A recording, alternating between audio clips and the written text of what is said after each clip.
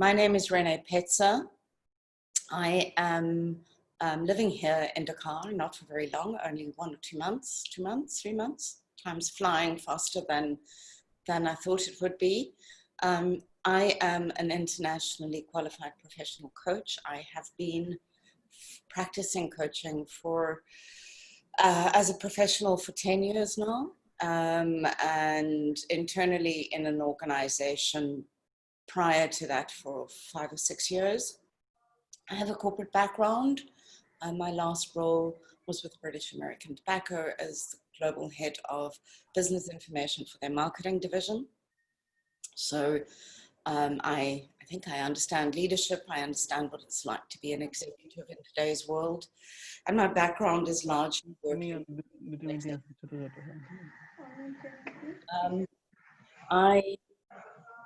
Coaching as a leader. I have lived in a number of countries and started a number of chapters for the International Coaching Federation. And I am hoping to work with Parthor to create a coaching profession here in Bangladesh. So with that introduction, I'm going to dive right into what this presentation is all about. Let's see why that won't work. So this week is what we call International Coaching Week. Literally all over the world, coaches this week are doing pro bono coaching. They are doing talks like this to share with businesses, with individuals, what coaching is really, what professional coaching is really all about. Just a little bit about the International Coaching Federation, not too much information. They largely have provided us as professionals with a set of global standards for coaching. They have a code of conduct. There is a set of international ethics. What they've also done is created a set of core competencies that as coaches globally, we agree that those are the competencies, the knowledge and the skill and the practice that we as coaches have to have in order to call ourselves coaches. They have a process by which they credential individual people. So you do some coach training and you then go through a process where they go, yes, you are meeting a global, international, or an international standard.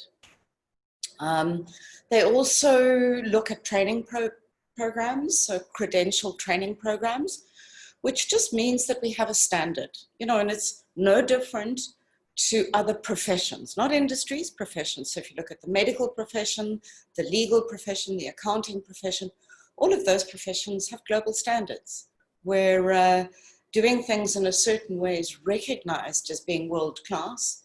And that's what the International Coaching Federation aims to do for coaching. It is a professional development body. Obviously, you can do training through them. You can find training through them, and it certainly provides an opportunity for coaches to network. I have many friends that I've made over the years through the ICF, through conferences, or just sometimes reaching out and saying, oh, I'm here in the world and I'm needing a coach with this and this and this kind of expertise, this kind of background. Can anybody help me? A recent case has been somebody needing a coach who's got a leadership and an executive background that can speak Korean. So the ICF helped me with that. And what it does for you as individuals and for your organization is provide you with access to credentialed coaches around the world. So there's a way to find coaches where you can sift through location, you can sift through language, you can sift through skill, background, etc., etc. I will at points give everybody opportunity to ask questions. At the moment, the ICF is the largest network in the world. There are others. There's the European Mentoring and Coaching Council, which I'm also a member of. Slightly different body. They share a code of ethics. They share a code of conduct. Those are the two major organizations. The other organizations are really, really tiny by comparison. So 35,000 ICF members, 29,000 credential holders, 140 chapters, 70 countries that have professionally organized bodies of coaches. Every one of those 35,000 members has some base coach training. And we all kind of put up our hands and say, this is the code of ethics, this is the code of conduct, here's the confidentiality agreement, we subscribe to that. So it gives you, as a client, it gives you a level of assurity of what you're getting in your coach. I'm going to dive right into what is professional coaching. We'll take it a little slower with a little bit more depth a little bit later on in the presentation. So often I hear people talk about, I'm a coach. And then you talk to them about what they do and you realize that actually they are a trainer, or they're a trainer and a mentor, or they're guiding people, but they talk about being a coach. And I'm quite a purist, and I kind of go, no, you're not. You're not a coach. You might like to be a coach, you might want to be a coach, but what you're doing is you're mentoring and training the individual. Not that I'm against people calling themselves a coach or aspiring to be a coach, but there's quite a lot that goes into becoming a professional coach, and I want to just walk you through that. One of the most critical things about coaching, I think, is that we co-create the outcome for the client. So it's a collaborative relationship-based process. And that rolls off my tongue in such a glib way that it is one of the hardest things to do, is to build a collaborative relationship where a client directs the way in which they're growing and developing. And the most critical thing in coaching is the coach never tells the client what to do. So somebody just this last week was talking to me about I've done some sports coaching. And in sports coaching, you very definitely tell your clients what to do. You tell them, kick the ball, hit the ball, hold the bat in this way, throw the ball in that way. So a sports coach has to tell the client what to do. They will also show the client. They'll hold the ball, they'll kick the ball, they'll throw the bat, throw the ball in a particular way. There are clear distinctions for professional coaching. The process of coaching, there are very, very many different models out there. Some of them speak in psychology, cognitive-based therapy, positive psychology, Gestalt theory. There's the integral model. There are some other holistic models. There's the GROW model. There are many models, and a lot of the schools, there's NLP, there's narrative-based coaching, and I can go on and on and on. Many of the better schools will take those particular models and those methodologies and kind of merge them to give the coach a more holistic way, or a multi-model way and a multi-methodology way of working with a client. But the bottom line is, it is a partnership with with an individual, with a client, with a team that is steeped in trust, that works with the client so that the client finds the answer for themselves. The most fundamental thing with coaching is from the minute I start working with a client, I'm thinking, how can I leave this client in a sustainable way so that they don't need me? That they can work out their future and the way to get to where they want to go on their own. So it's leaving the client with sustainable habits so that they don't need me. And if I do that as a coach, I know I'm successful. The process is not expertise driven. It's not content driven. It's relationship driven. It's about getting the client to set goals for themselves, to create outcomes for themselves, and to work with them to get to those outcomes in such a way that they can sustain them. Now, we all know, everybody on this call would have been told at some point in your life, you don't listen, or you're too quiet, you don't say enough, or you procrastinate a lot with your activities, or maybe as leaders you've told that to other people. And you will all know that there is a huge difference between knowing what to do and doing. We very often can know that I should be taking more time to really engage with my team. And I might even know, I've gone on a training course, I've gone on a 2 or 3 day training course, and I've got all the content and I've got the knowledge. Being able to do it is a different thing. And that's where your coach comes in. So the coach's primary role through relationship and trust is providing you with a means, giving you a perspective so that you can build those habits yourself. My role as a coach is to help you discover. Sometimes it is for you to discover what it is you truly want to achieve. Sometimes it's to clarify. Very, very often, the start of a coaching relationship is a bit like peeling an onion. A client or a corporation, a company will come and say, we really need to develop this team, and that team's objective is to do Y.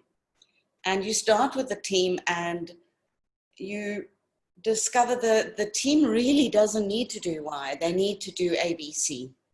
So discovery, clarifying, aligning, and giving perspectives on the pathways for helping you achieve what you want to achieve. The most fundamental thing that clients come away with coaching is self-awareness. You, in any coaching environment, whether it is individual one-on-one coaching, whether it is group coaching, whether it is a team program, every individual attending that should come away with more self-awareness. If you're not working with a very good coach. What comes out of that coaching process, and my role as a coach, is also to see that you are generating your own solutions and that you are generating your strategies, not me. It's not my life, it's not my company. I have no vested interest in the strategy or the solution, and I shouldn't be giving you the solution. That's what a consultant does, is give you the solution. What I will do is hold you accountable and responsible.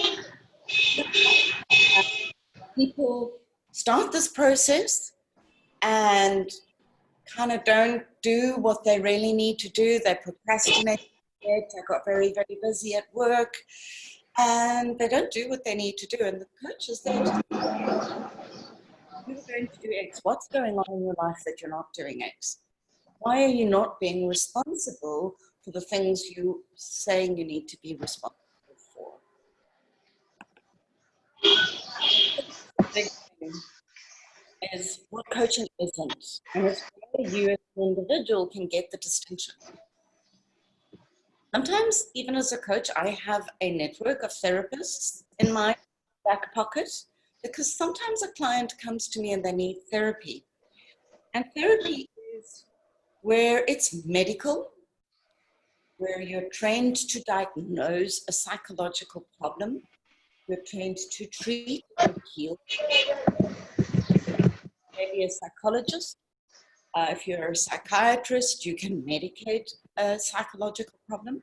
And that's therapy. And there's a very, very clear boundary that we're not trained as therapists. And knowing when, sometimes a client will come to a coach and what they need is therapy. And it's very important that the coach knows to say, I need to refer you to a therapist. Consultants, many consultants love to call themselves coaches. It's kind of, is it a buzzword being a coach? I don't know. I don't really care if it's a buzzword or not, but consultants fall into this category. Consultants are very often content experts. They're an accountant who is now consulting to you about your accountancy processes, your practices. They'll analyze how you do your accounting. They will make recommendations. They'll give you a process, help you implement the changes that they recommend. Consultants provide you with a solution and a process for implementing that solution. Consultants don't go, well, how do you think the solution should look? Mentoring very often is a role model, somebody looks up to. Mentoring as an elder. If any one of you holds senior positions in your organization, you are by default a member. There are junior people in your organization looking up to you and going, I want to be like that person. But a mentor as an elder has the authority to guide and tell. Please read this book. It is important that you understand this. Watch out for that individual. They're really political.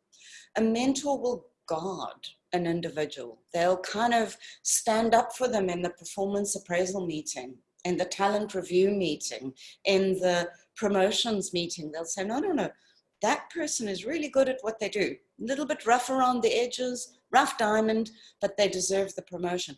That's what a mentor is. Sometimes when we coach very young people, we need to be a mentor as well. And we need to be able to separate this young person.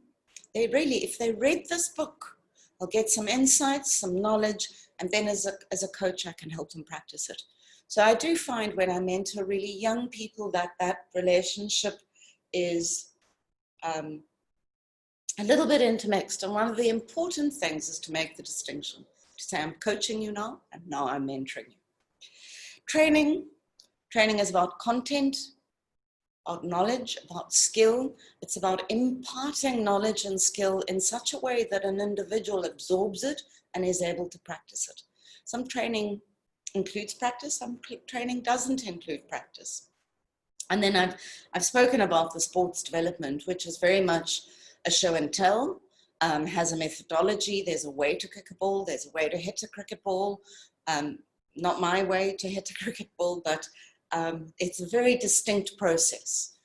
And I really hope this clarifies for people where coaching fits in, because it is something that is very common for people to confuse.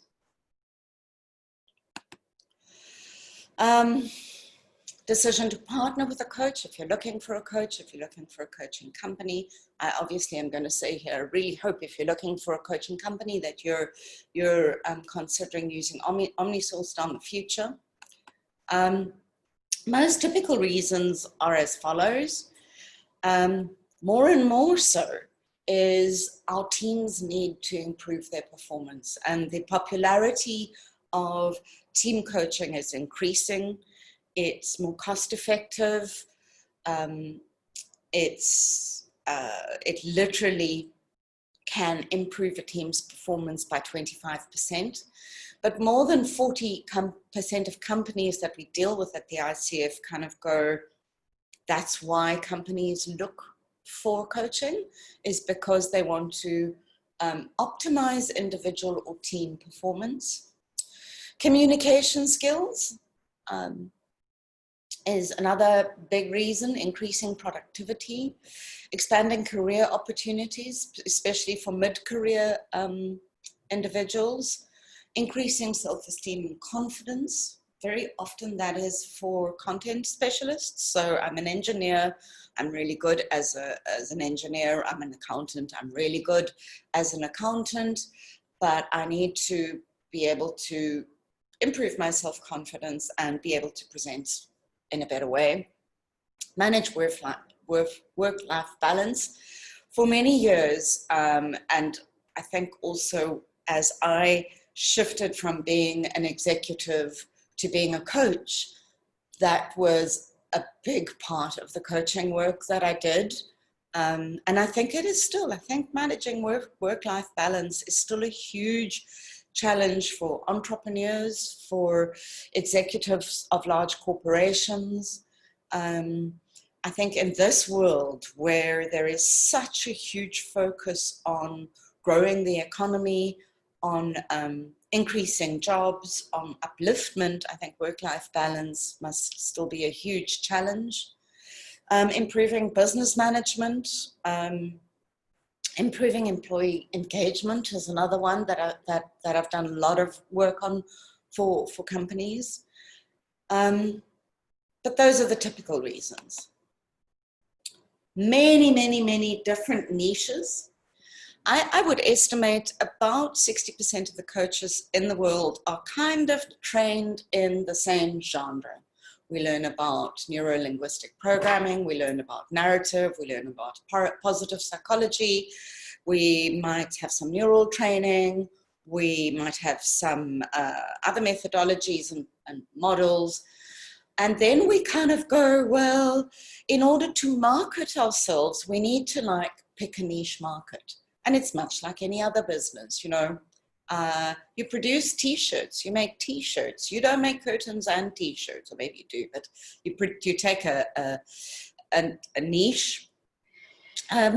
Very often that niche with coaches is dependent on their own background. In my case, I have a corporate background with multinationals, big global businesses. I understand that playing field, and that's where I offer my services as a coach.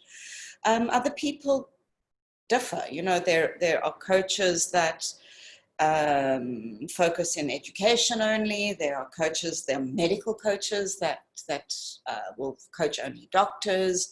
There are wellness coaches. There are business coaches who will kind of, maybe the Little Grow model is one of the business coaching opportunities. Business coaches who will focus on helping you develop your strategy, for instance. So very many, not right or wrong, but I think sometimes when you appoint a coach, ask them, what niche do they come from? And it's not that important. Actually, it's more important as how good a coach they are, as opposed to what their background is. But you'll find many coaches will talk about being a leadership coach, about being an executive coach, coaching businesses, organizations, or life coaches. And honestly, every coach worth their salt should be able to do life coaching. If they can't, if a business coach or a leadership coach says, oh no, I can't do any life coaching, there's a problem.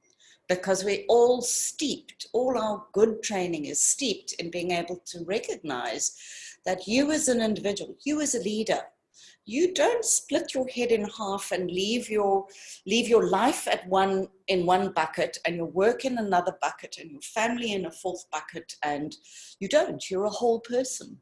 And if you are having issues in your life, challenges in your life, and you're not able to work with those, chances are you're going to be having challenges as a leader. You're going to be having challenges with people as a leader.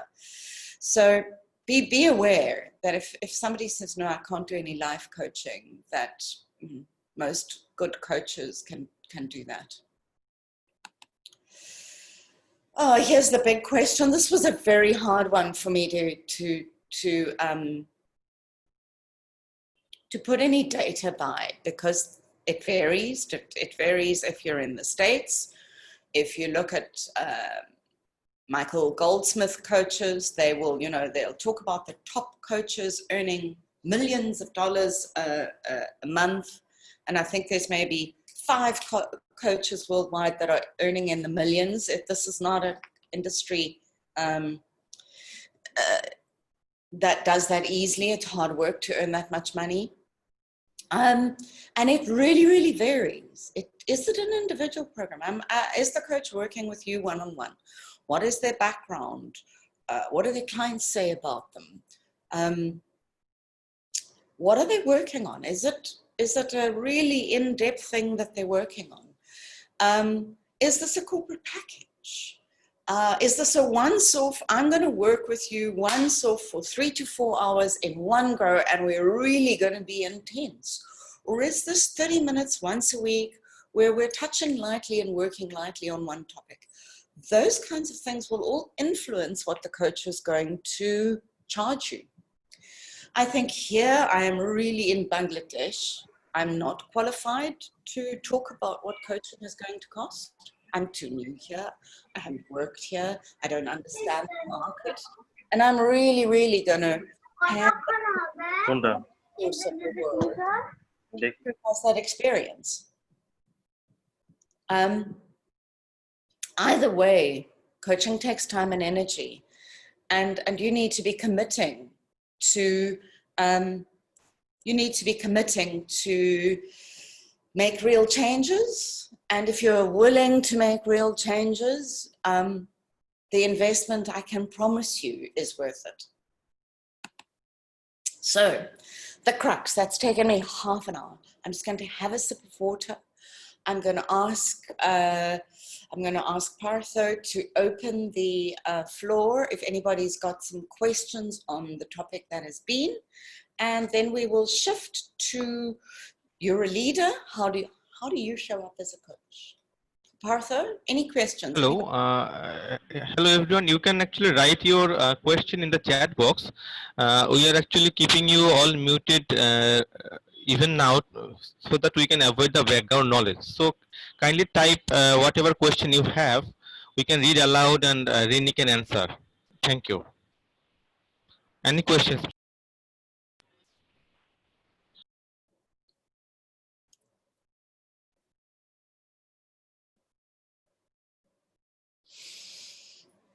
No? Nothing? I think no questions till now. So yeah, here is one question from Hasibul Haq. Basic difference between coach and trainer. What is the basic difference between coach and a trainer? As a trainer, you have the license to tell somebody. As a trainer, you will say, this, you must do A, B, C. You have to learn it, you have to practice it, you must do it. As a coach, I do not have that license. I'm not, as a trainer, I'm now training you. I'm standing and I'm telling you about coaching. As a trainer, you would tell somebody about a particular topic and you might get them to practice that topic. But that, as a coach, you never, ever, ever do that. As a trainer, your objective is to get people to learn a particular skill or a particular knowledge. Maybe my objective as a coach is I want this person to learn, but my objective of a coach is completely irrelevant. The client's objective of, geez, I really, really need to learn to empathize more is what is important. And I do not tell the client how to learn to empathize anymore. I work with him so that he discovers it himself. As a coach, you will say empathy is A, B, C. To increase your empathy, do X, Y, Z. That's the difference. Okay? Another question, basic difference between mentor and a coach. A mentor is a role model. So it shows you show as a mentor, you show your mentees the route. You walk the talk as a mentor. It's an elder role. People look up to you as a mentor. You've got to mentor a junior engineer. So you would show them, you would say to that junior engineer, go and read this book and see, come and let's have a chat about it. As a mentor, you often protect your mentee. You look out for them. You have a role as a guardian for that mentee. Often mentees are not assigned. Some organizations have mentorship programs, and good mentorship programs are ones where, as a mentee, I can stand up and I say, you know, I really respect Partho. I really like the way he works. He's an executive in this organization. I wonder if I can ask him to be my mentor. And we can talk about what's the political structure in this organization and how do I progress and what do I need to do to progress and what do I need to learn, and that's a mentor-mentee relationship. It's much more just based on respect for an elder, following what the elder does, doing what the elder tells you to do.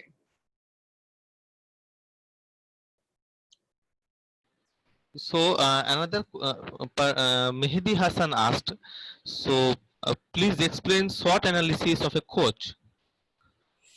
As a coach, I may or may not do a SWOT analysis. So you mean, what are the strengths? Yes, strength, weakness, opportunity, and threat of a coach. Of the coach. So what strengths do I need? I'm not sure I'm understanding the question. So please explain the SWOT analysis of a coach. Of the coach. Of the coach. So what threats does a coach face? What opportunities are there for a coach? Yes. Okay. I don't really know. Coaching as an industry, coach as a career. It's a really odd question. I'm not understanding. You know, as a coach, I go into it a little bit further. What you need, my last slide is, what are the things that you need to have as a coach to be successful? And maybe those are the strengths you need to look for in a coach. What are the threats for coaching? One of the big threats in coaching is very, very cheap fly-by-night training that then people walk around and say, I'm a coach. People go and do $25 training. They do 5 hours on a Saturday, 5 hours on a Sunday, and they get a little certificate that says, I'm a coach. It cost me $25 or $50. And they go out into the industry and they talk about being a coach. And they're not a coach. They've learned not even 1/100th of what coaching is about, and they give the industry a very bad name. They get to companies, they say, I can coach your people, and people don't grow, and people don't develop, and there is no ethics, and there is no confidentiality, and it gives the industry a really, really, really bad name, or it gives the profession a really bad name. And it's a bit like a doctor having a false medical degree and practicing around a little side street down a dark alley. And the doctor who is round the corner and has done the training and done the practice and has an ethical practice and surgery going, loses clients who go around the corner to the unethical doctor who actually hasn't got a degree. That's the biggest threat in coaching, in the coaching world. And I think it's why we have organizations like the International Coaching Federation and the European Mentor and Counseling Organization to protect us as coaches. So that's the biggest threat. The opportunities for coaches, I think for many people, coaching is something between being a science and an art. For many people, coaching is a calling. It's the opportunity to make a difference for people. And my byline, my personal byline is I make a difference one leader at a time. That's why I am personally a coach. That's why I'm passionate about coaching. I think the core of coaching is sustainability. You need as a coach to be able to work yourself out of a job with a client. So, and when you do that in a sustainable way, that client will keep coming back to you for additional coaching on different topics with different people. So I think therein lies the opportunity, is making a difference. don't know if that makes any sense. And we'll talk Yeah, about and what strengths are needed further down in the presentation. sure. And there are two more questions. One is asked by Afrin Siddiqui. So it means coach can give suggestion, but it is up to the person to select or follow particular points. So is that right? So what will happen with coaching is you mostly want clients to grow and develop, and not only understanding perhaps the content, the knowledge of growing and developing, but the practice. So say I'm working with an executive, and that executive, high flyer, achieves a huge amount in the business, is very, very successful, but he's terribly, terribly impatient. And that impatience can be rude. And it is blocking him from becoming the chairman of the board or the CEO. He's maybe the engineering director, but at this point in time, he's never going to become the CEO because he has this impatience. The company loves him, he's very successful, he does very well. And he says, you know, I keep being told I'm very impatient, but I don't think I am. Look at me, you know, I'm really, really successful. I'm not impatient. And the two things that you need to do with that client is increase his self-awareness that actually what everybody else is seeing is, yes, you are impatient. And then how do you learn not to be impatient? And in that process, you will invite your client to do stuff, to practice stuff, to become more self-aware. And you might give them exercises, you might give them certain observations they need to do, you might do assessments, you might do 360 reviews, you might ask them to film themselves in a meeting, you can ask them to do a whole lot of things. You will invite them to start taking action to change what it is they need to change. But those are suggestions, invitations, and it's really the client that will go, okay, I'm going to try that. And you then explore, how did that go? Did it work? Did it not work? Okay, you didn't do it this week. What stopped you from doing it this week? Did it feel wrong? What else did you do? What else should we be doing? Let's think. Let's put on a cap and talk about, I suggested you do A and you just didn't feel comfortable with it. What else can we explore? What alternatives do we have? So the answer is yes and no. Yes, you do give your clients work. No, you don't tell them to do it. You work with them doing it. That practice evolves.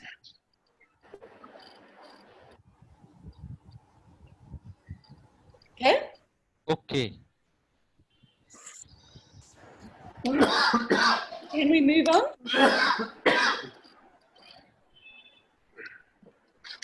Sure, please. Okay, so leader as coach.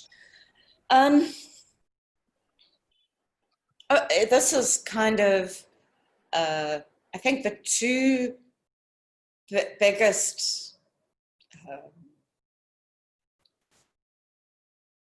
global opportunities around coaching are team coaching, where you develop the team and you coach the team to reach its team objectives. The impact is wonderful. And for a leader to adopt coaching principles. And I can tell you, in all honesty, this is how I became a coach. So my personal journey was many years ago, I was assigned, the company that I worked for decided coaching was a leadership modality that they wanted to implement in the organization. So as executives, we all got a coach. And I worked with my coach, and quite honestly, I learned things about myself that I'd been denying for years and ignoring for years. And I thought to myself, wow. And then we as leaders had to coach 5 people in the organization. And we were given 2-day training, 2.5-day training course as leaders as coach.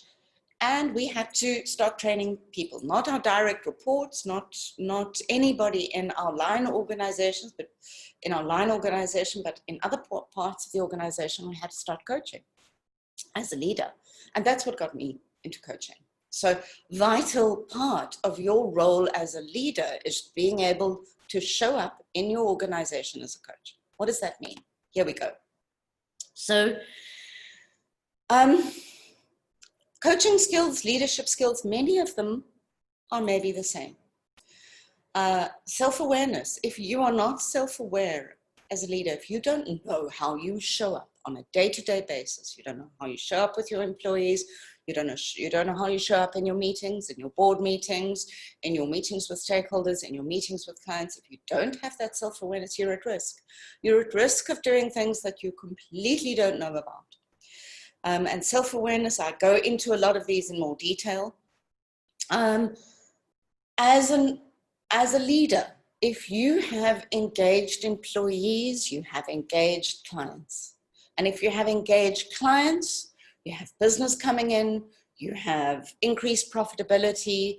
There is a very, very clear and proven link.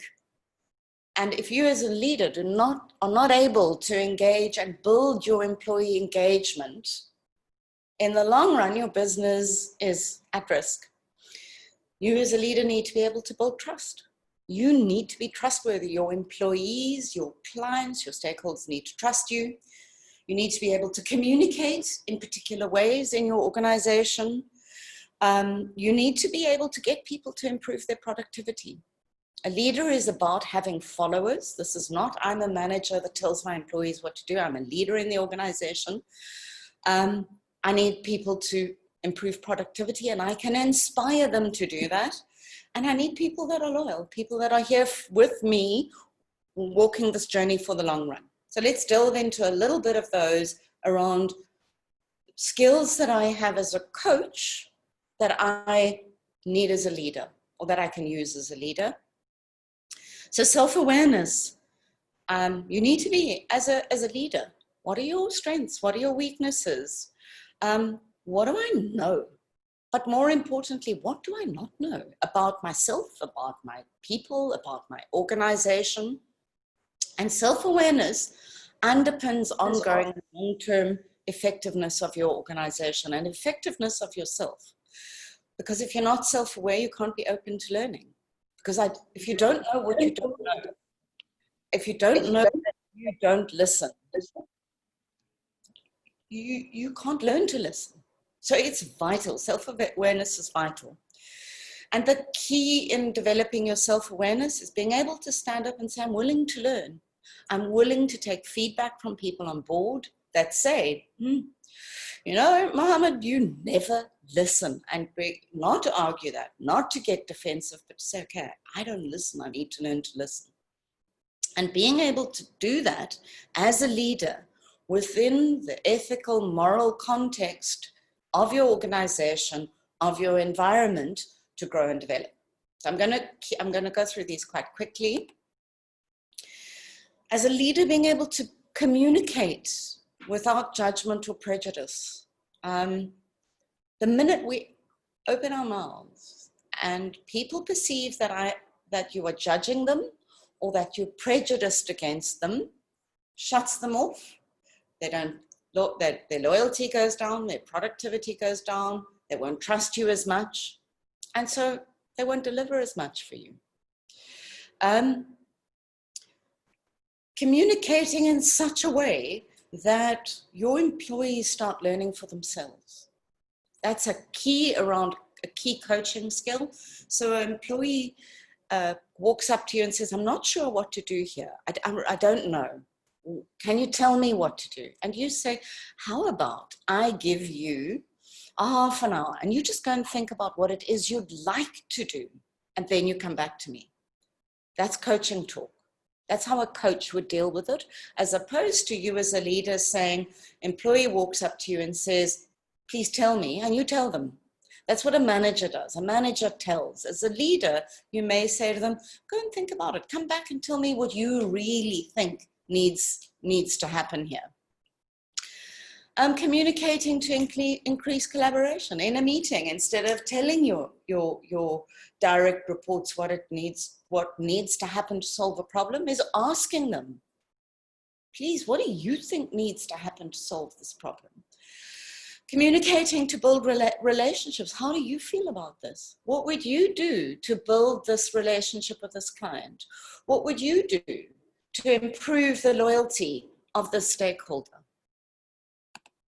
Influence. As a leader, you need to be able to influence your stakeholders, to be able to inspire them, paint a picture that says that's where we're going, and you're with me, and you're going to work with me to build that inspirational future. Again, being able to influence a team to collaborate. Please go and talk to Team A and Team B and work out ways that Team A, B, and C can work together, can collaborate, build a solution that aligns to the strategy, that aligns to the vision, with a set of actions that gets us where we want to be. That's the influence you have to have as a leader. Leadership influence is driven on values and principles. In this organization, and this is where organizations really fall apart, in my personal humble opinion, we have a set of values on the wall that say we're open, we're transparent, we'll communicate, but it's a poster on the wall. And then the executive team never tells the management team on a weekly basis what is being discussed in the executive meeting. That organization isn't open, it isn't transparent, it isn't communicating if managers don't get weekly feedback on what happens in the weekly executive meeting. So an important skill that you learn, that as a leader and a coach we share. Learning agility. As a coach, your client, you work with your client to be an active self-learner. You work with your client to understand what behaviors and skills they need to grow and change for themselves. The coach facilitates through insightful questions, through meaningful questions, through questions that drive for action. And you as a leader can ask your team those exact same questions. Questions on those, questions on that very quick. I know we've got like 6 minutes left. Sorry, I'm just stretching my back a little bit. So any questions on that? I'm sure there might be many, and I'm probably not going to be asked, I'm not going to be able to answer them, but maybe you can table them in the chat, and Partho and I can respond to them in another way. So, Renee, here is a question, a very important question, which is actually a myth also. I'll say it is a myth because about the coaching. Yeah. So here Ashik Bhai has asked, asking something based on personal experience. We often hire coaches as in outsource it.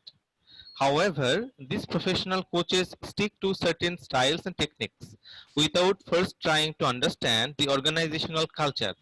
So is it better to focus on developing coaches from within the organization?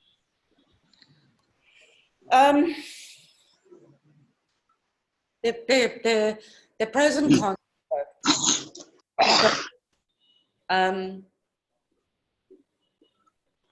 I would suggest that if you are hiring external coaches, part of the external coaching mandate is to understand the cultural environment within they are coaching. And that means what are the politics like? What's the communication cycle like? How do people behave? What are the major challenges that the organization as a whole are experiencing? And depending, you know, I've worked individually in organizations, I've worked with a team of coaches in organizations, and depending on the relationship with the organization, but the conduit for giving as a coach, for giving the organization feedback on what you discover in the organization and being set up correctly as a coach in the organization is vital. So having those open and honest discussions about the culture and the environment as it is and as it aspires to be, because those are two very different things, is really important on the external coach. The challenge with an internal coach, I was an internal coach. I was an executive and I was an internal coach. The challenge with an internal coach is trust, people think, oh, maybe she'll tell my boss what I tell her in the meeting, even though we still have confidentiality agreements and all of that kind of thing. Don't know, trust is the big one with internal coaches. And the internal coach often is part of the culture and doesn't see that the culture might be an aspired culture, an espoused culture. So the organization says, I am honest. The organization is actually quite closed, and they're part of the organization being closed. So I often recommend a blend. I recommend you have a blend of internal and external. Obviously, having internal coaches that are employed in your organization is much more cost effective. If you in your organization are running a coaching program and you have 5 or 6 coaches or 10 coaches that are running for a period of 2 to 3 years, that's very expensive. So have a blend. I'm working with an organization where I'm an external coach, but I mentor and coach with 4 internal coaches. And we have 2 external coaches, 4 internal coaches. The internal coaches actually report to us. They don't report into the organization. And then I report to the CEO, and my fellow coach reports to the HR director. So we have this triangular relationship to work with the internal coaches to give them autonomy, to make sure that they have a wider perspective than just an employee would have. So my recommendation to that answer is it's both. It's not or, it's both. It's and. And to add with Renee, I think there are also this backfire actually happen when you actually we hire a coach, so-called coach, without actually judging whether he or she is an ICF certified or certified coach or not. Because if he or she is not a certified coach, then there are chances that they will apply the coaching tools as of their own, not a recommended or prescribed one. Yeah. So like going to a quack instead of going to a MBBS doctor. So similar thing. Yeah. They will miss something. Sometimes they will give you wrong medicine. Yeah. I mean, and then you will lose confidence over doctor. So it works in this way also. So there is another question. Yeah. How do you set goals for your client? You don't. While, yeah. You don't. You never set goals. Okay. And as a coach, how can increase employee self-confidence? So there was another question.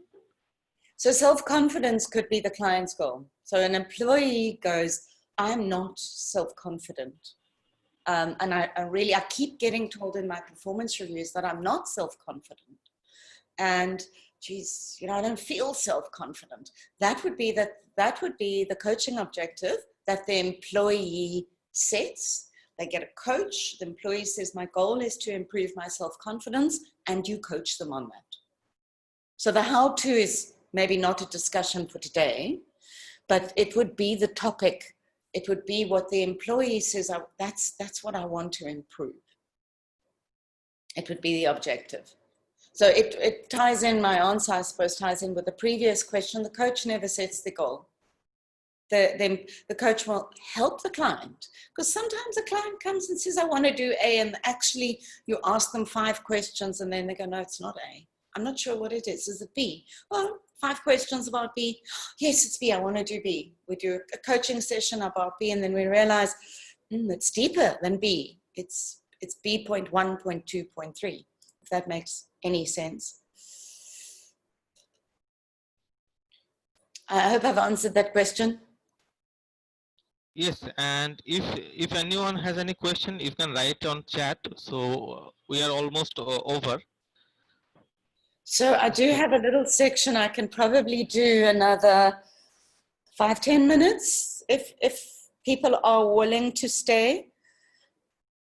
Maybe you could just do a quick hands up with people to see if they can stay for 10 minutes. There is a little more information. Sure.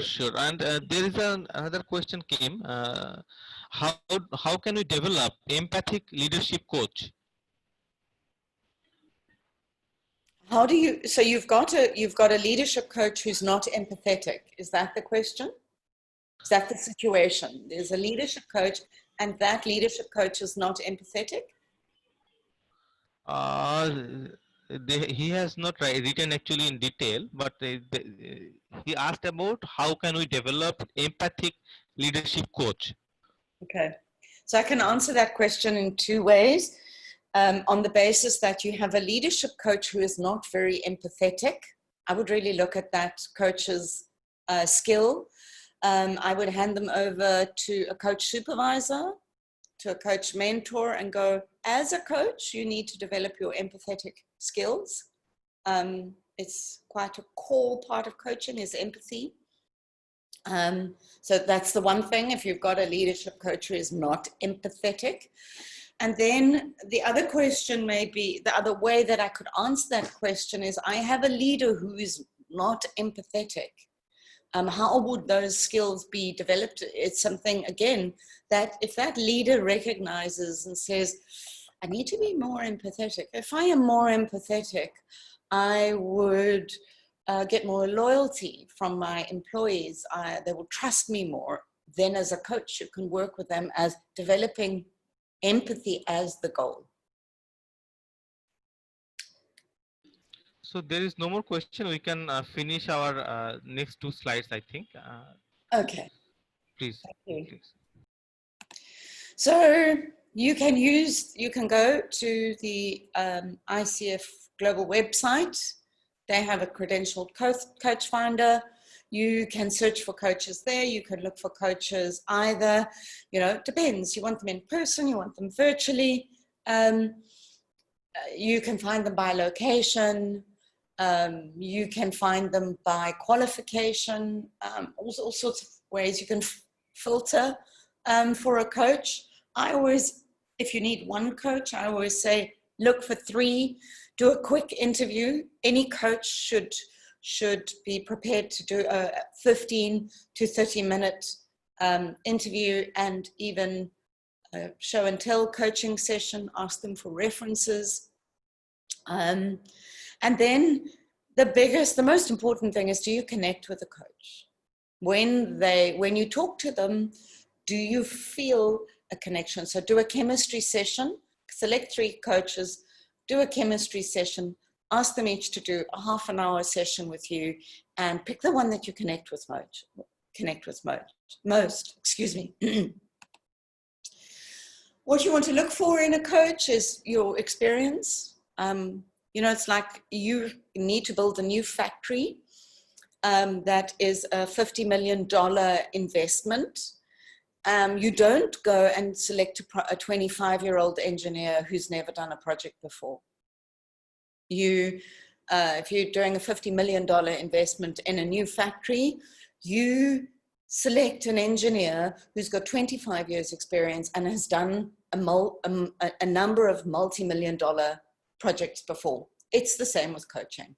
If you have a really hard subject, like I've got to learn to listen and build empathy. If you knew how to build the empathy, or you knew how to improve your listening skills, you would. And I promise you, doing those skills is not easy, because if it was easy, you wouldn't need a coach. So look at the coach experience, look at the training. I have over 300 hours worth of training to get where I am today as a coach. Do they specialize in anything? Some coaches might. They specialize in wellness. They specialize in, there's a massive list. I'm not going to go through the list in terms of time. What kind of business do they work with most often? Do they work with small businesses? Do they work in a particular type of industry? So they always work with accountants or that kind of thing. Ask them what their coaching philosophy is. Ask the coach, what is your coaching philosophy? Ask them if they can do assessments. It often is very helpful as a coach to be able to do an assessment on clients. To ask them to tell you what their success stories are.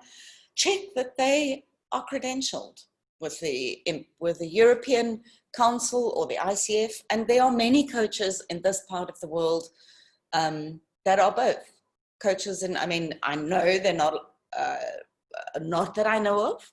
A lot of coaches credentialed coaches here in Bangladesh. That's part of my vision, is to do that with Omnisource. But there are coaches in Malaysia, there are coaches in Singapore, there are coaches in India that are credentialed that you can select. And soon they're going to be coaches here in Bangladesh, I hope. What makes a good coach? They've got the training, and they do ongoing training. So it's not like they did a coaching course 10 years ago and have done nothing in between. It says coaching is a new profession. It was born sometime in the 70s. Think medicine was born 5,000 years ago. The coaching as a profession was born in the 70s. So there's a lot of development, a lot of science behind the practice as a coach, the art of coaching that is developing. Lots of universities, Johns Hopkins, MIT, Berkeley University, that are actively doing scientific research into how to develop this profession. It's an art. Find a coach that is practicing, that has a coach mentor that they work with, has a coach supervisor that they work with, or is in a supervision group where they learn, where they are with their peers, where they're discussing their practice with their peers, where they get regular assessment of how they're showing up as a coach through client feedback. They have a client feedback methodology. They're open to learning from that. Being professional and ethical, applying the guidelines and the standards, understanding really what the client needs and being ethical in the way that they agree with the client as to how to get there.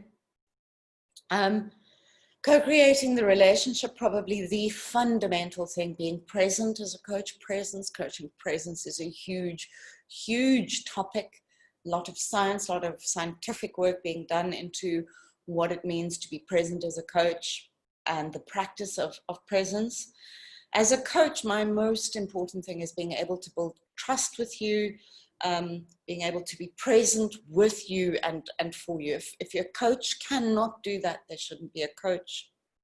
As a coach, being able to communicate effectively, active listening is a vital skill. And I'm really going through the core vital skills for a good coach. Being able to ask powerful questions that transform and shift a client.